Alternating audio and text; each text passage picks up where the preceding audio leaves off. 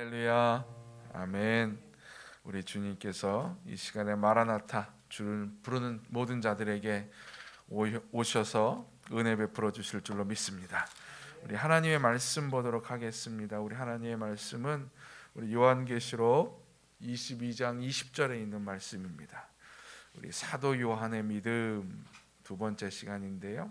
사도 요한의 믿음이라기보다는 초대교회 교인들의 믿음 우리 이 시간 함께 살펴봅니다. 요한계시록 22장 20절에 있는 말씀 우리 함께 봉독드리도록 하겠습니다. 이것들을 증언하신 이가 이르시되 내가 진실로 속히 오리라 하시거늘 아멘. 주 예수여 오시옵소서. 아멘. 초대교회 교인들은 여러 믿음을 가지고 있었습니다. 지금 우리 갖고 있는 믿음, 우리가 고백하는 그 믿음을 갖고 있었는데, 특별히 초대교인들이 가장 사모했던 것은 바로 예수님의 재림, 보통 헬라어로 파루시아라고 이야기하죠. 예수님의 재림에 대한 믿음이 있었어요.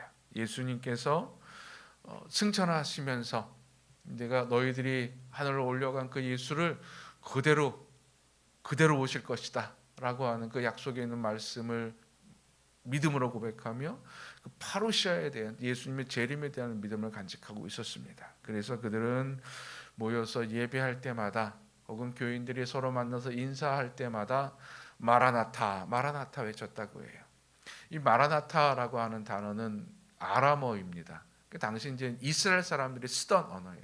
히브리어는 이미 사장됐고요. 당시에는 히브리어를 일상용으로 쓰지 않고 종교용으로만 히브리어를 썼었습니다.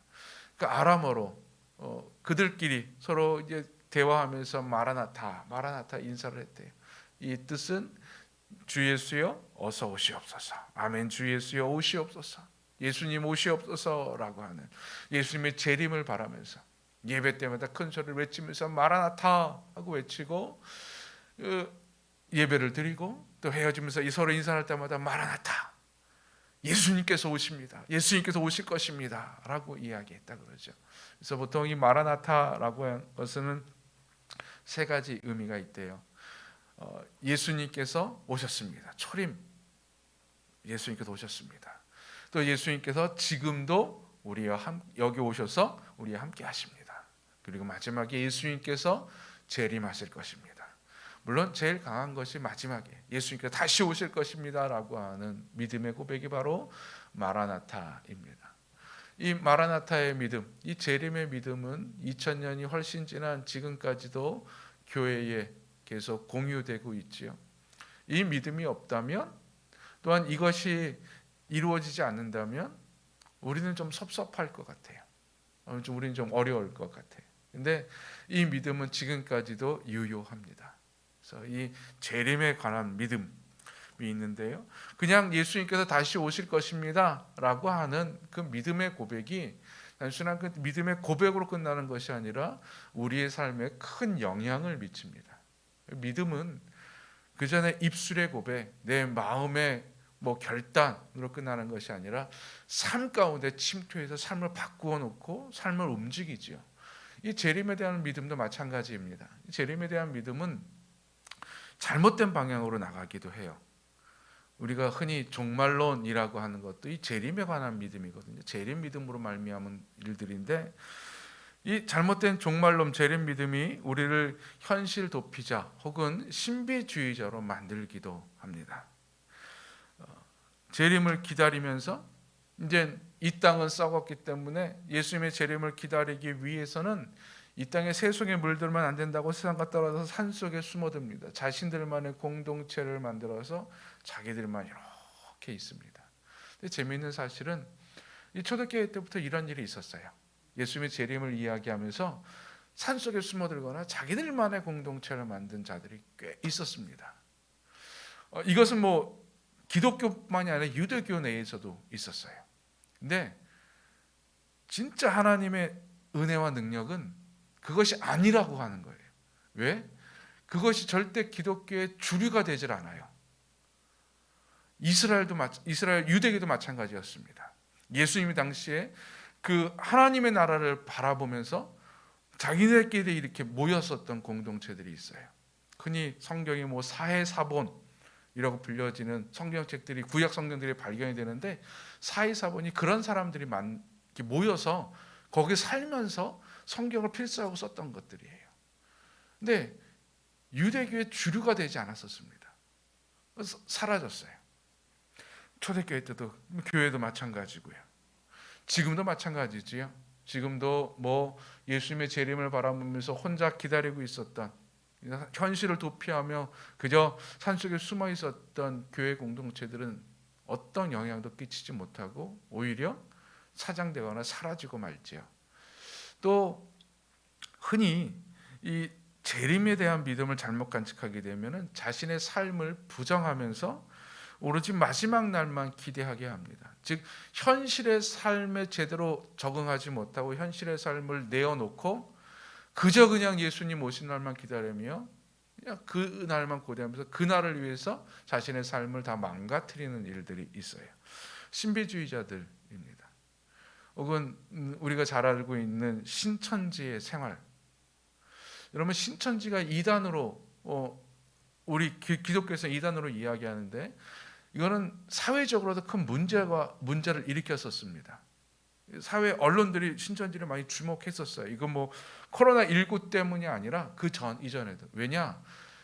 신천지에 빠진 젊은이들이 가정도 버리고 자신의 직업도 포기하고 거기에만 빠져들어요. 근데 신천지가 주는 매력이 뭐냐면 너희들 마지막 때에 예수님 재림 때에 너희는 14만 4천 명이 들어서 너희들은 거기서 왕노릇 할 거야 라고 하는 거예요. 그래서 자기가 마지막 때에 재림에 대한 믿음을 가지고 마지막 때 우리가 왕이 될 거야 라고 하는 생각으로 자신의 가정도 내버리고 직장도 내팽개치고 삶을 포기하고 오로지 그냥 신천지에서 하라는 대로 이상한 전도, 이상한 복음 전하는 걸로 자신의 시간을 다 허비합니다. 완전 거의 사람들이 보면 폐인이에요, 폐인.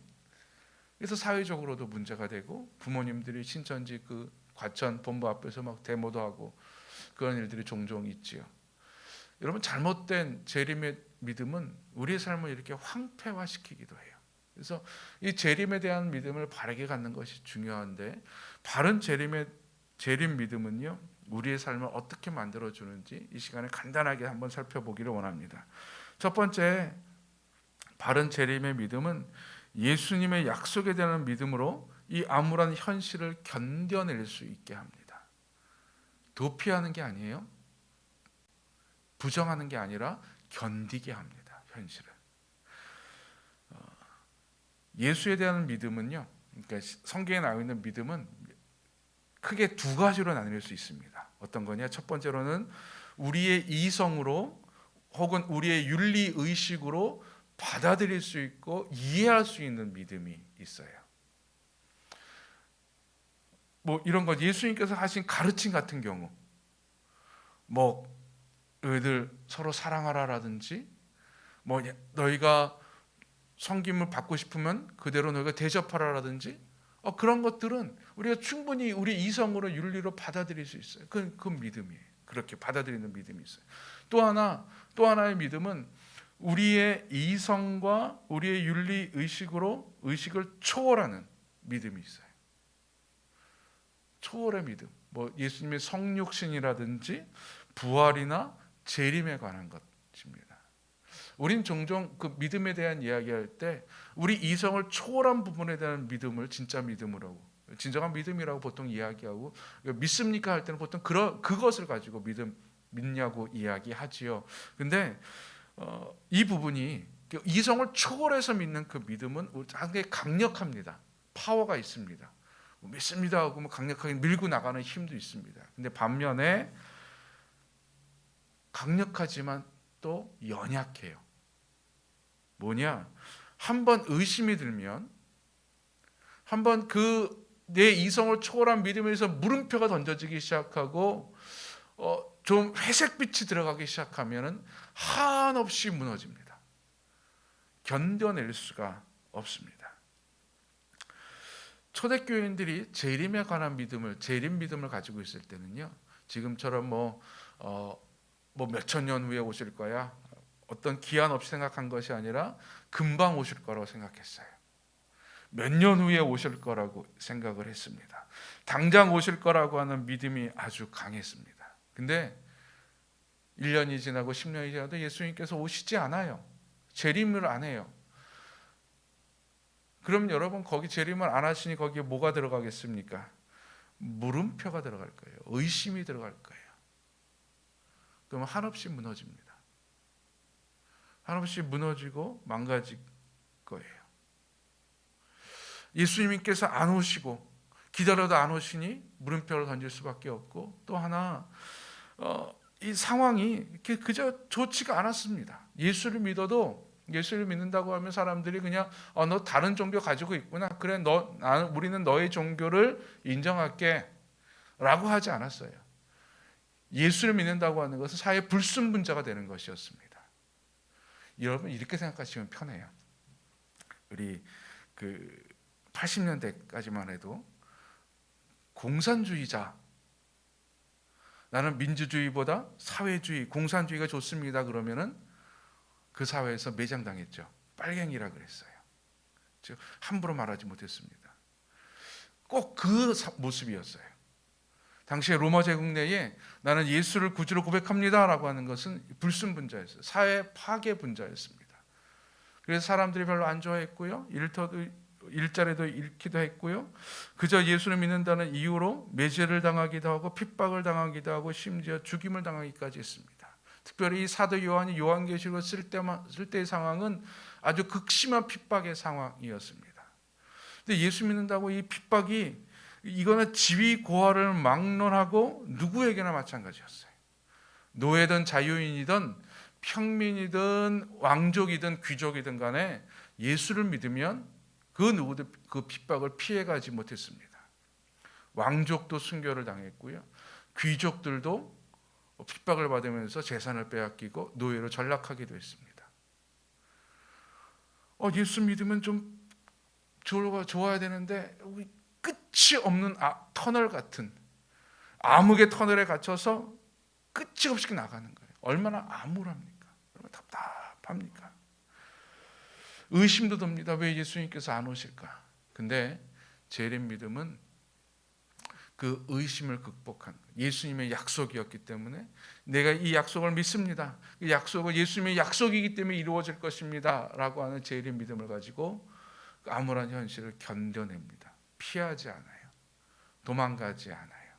그저 그 자리에서 묵묵히 나아갑니다. 초대교회 교인들을 견디게 해준 것은 바로 예수님께서 다시 오심에 대한 믿음이었어요. 재림에 대한 믿음이었습니다. 예수님께서 다시 오실 거예요. 다시 오실 거예요. 마라나타 하면서, 그래 조금만 더 견디면 돼, 조금만 더 견디면 돼, 언젠간 우리 예수님 찾아오실 거야. 그렇게 힘들어하고 있는 초대교인들에게 사도 요한이 계시록을 쓴 거예요. 하나님의 계시를 받아서 자, 이번 환상을 가지고 그래, 예수님께서 분명히 오시는구나, 예수님께서 오시는구나. 오늘 20절에 보십시오. 이것들을 증언하신 이가 이르시되, 이것들을 증언하신 이, 예수 그리스도를 말합니다. 그 예수 그리스도가 이르시되 내가 진실로 속히 오리라. 여러분, 이 문장을 받았던 이 당시 초대교회 교인들은 마음이 어땠을까요? 벌렁벌렁 뛰었을 거예요. 그래, 견뎌내면 되는구나. 예, 우리의 암울한 현실을 견뎌낼 수 있게 하는 것이 이 재림 믿음입니다. 여러분, 견디십시오. 예수님께서 오십니다. 예수님께서 함께하고 계십니다. 예수님께서 내 손 잡아주실 것입니다. 이 믿음으로 교인들은 하루하루를 견뎌냈어요. 또 하나, 이 재림 믿음은요, 승리에 대한 희망을 갖게 합니다. 예수님께서 다시 오실 거예요. 예, 다시 오세요. 근데 어떻게 오십니까? 이게 문제예요. 예수님께서 다시 오실 텐데 어떻게 오실까? 예수님께서 약속하신 것은 그저 초림 예수님처럼 연약한 아기로 오신다고 말씀하지 아니하셨어요. 조림 때처럼 그냥 십자가의 고난을 받으러 이 땅에 오시는 것이 아니라 재림 예수님은 승리자로 오십니다. 심판주로 오십니다. 그렇기 때문에 그들은 힘들어도 견뎌내는 거죠. 예수님께서 오시면 승리할 거야, 승리할 거야. 승리의 희망이 있어요. 그래서 지금 내가 아무리 힘들어도, 지금 내가 설령 순교를 당해서 목숨을 잃는 한이 있어도 이건 완전한 패배가 아니에요. 왜? 예수님께 다시 오시면 승리로 완전히 전화위복이 될 거니까, 역전이 될 거니까. 예수님, 내가 승리할 겁니다. 그래서 현실 가운데 부딪히고 맞서고 이겨낼 수 있는 거예요. 그리스 로마 신화에 테세우스라고 하는 영웅이 있습니다.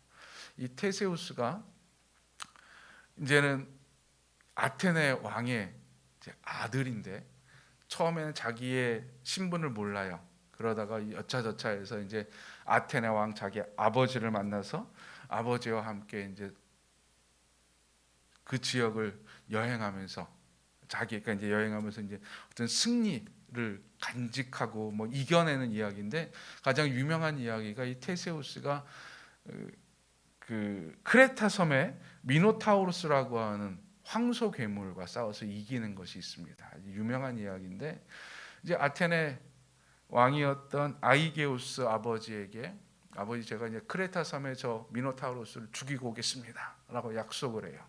아버지 입장에서는 불안하죠. 아들이 절대 강자였어요. 절대 괴물이었는데 무서워요. 두렵죠. 걱정이 돼요. 그래서 가지 말라고 만류하지만 이 테세우스는 아버지의 만류에도 불구하고 걱정하지 마십시오.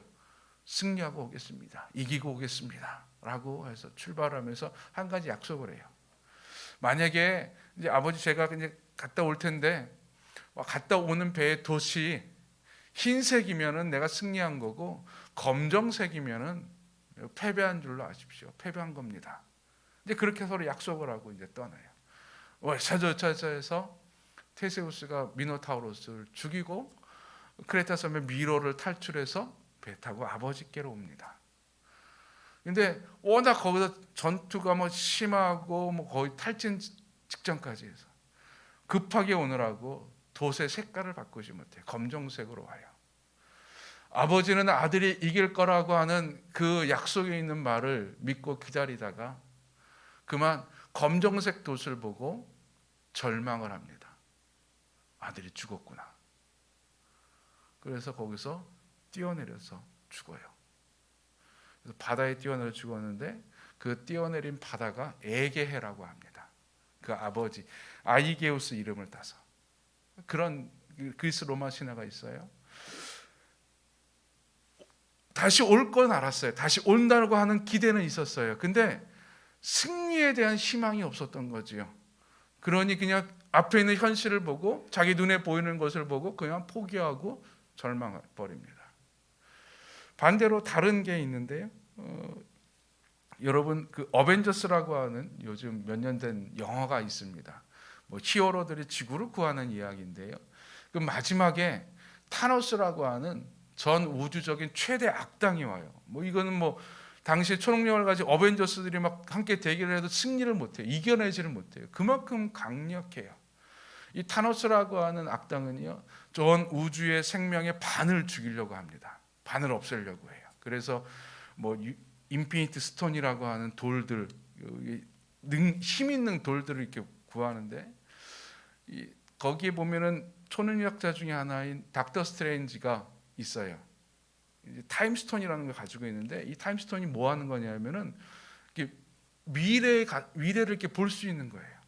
내가 이런 일을 했을 때 미래에 어떤 일이 생기고, 내가 이걸 했을 때 미래에 어떤 일이 생기는지를 계속 미래 여러 경우의 수를 보는 거예요. 갑자기 막 싸우다가 이 닥터 스트레인지가 막 하다가는 온갖 미래의 경우를 다 보고 와요. 그래서 갑자기 타노스와 싸우다가 자기 갖고 있는 타임스톤이라는 것을 줘버려요, 그냥. 그러니까 다른 사람들이, 다른 어벤져스들이 왜 주냐고, 너 미쳤냐 그러니까는 이게 우리의 최후의 방법이라고, 걱정하지 말라고. 근데 타노스가 그걸 받고 이렇게 해갖고 온 인류의 반이 사라져요. 죽어요. 끝나죠. 아주 절망적인 이야기입니다. 근데요, 이 사람이 한 이야기, 이게 이제 최후의 마지막 방법이라고, 이게 이길 수 있다고, 승리하는 방법이라고 이야기한 걸 생각하고요. 나중에 절망에 빠져 있는 수많은 사람들 앞에 사이에서 이들은 자기가 할 수 있는 최선의 방법을 찾아요. 이걸 하면 승리할 수 있을 거야. 이걸로 하면 이겨낼 수 있을 거야. 왜요? 그가 미래를 보고 왔잖아. 이 방법이 우리의 승리의 방법이야 하면서 막 영화에서 보면 타임슬립 해갖고 뭐 과거로 가서 다시 뭐 갖고 오고 막 우여곡절 끝에 결국 승리해요. 저는 그 영화를 이렇게 보면서 어벤져스들이 뭐 영화니까 그렇겠죠. 어벤져스들이 참 뭐 능력이 있고 뭐 대단하다라는 것도 중요하지만 좋았지만 재밌었지만은 그들이 이 닥터의 말을 듣고 자기가 할 수 있는 최선의 방법, 마지막 방법까지 승리의 확신을 가지고 희망을 가지고 나아갔었다고 하는 거. 그 모습을 보면서 저거 참 영화가 그냥 히어로물이지만 시간은 그냥 버리는 내용이지만 그래도 참 어떤 주는 메시지가 있다라고 이렇게 보고 성경을 오늘 설교를 준비하다가 보니까는 그게 생각이 나더라고요. 한 아버지는요, 테세우스의 아버지는 그냥 현실에 보이는 것에 보고 약속은 믿었지만 승리에 대한 희망이 없었어요. 그래서 떨어져 죽었어요. 어벤져스는 현실은 완전히 절망적, 끝났어요. 인류의 반은 이미 다 죽어버렸어요. 근데 다시 승리할 수 있을 거라고 하는 그 말을 가지고 희망을 봤어요. 현실에서 희망을 봤어요. 그래서 결국 승리했죠. 여러분, 우리가 재림 믿음이란 바로 이런 것입니다.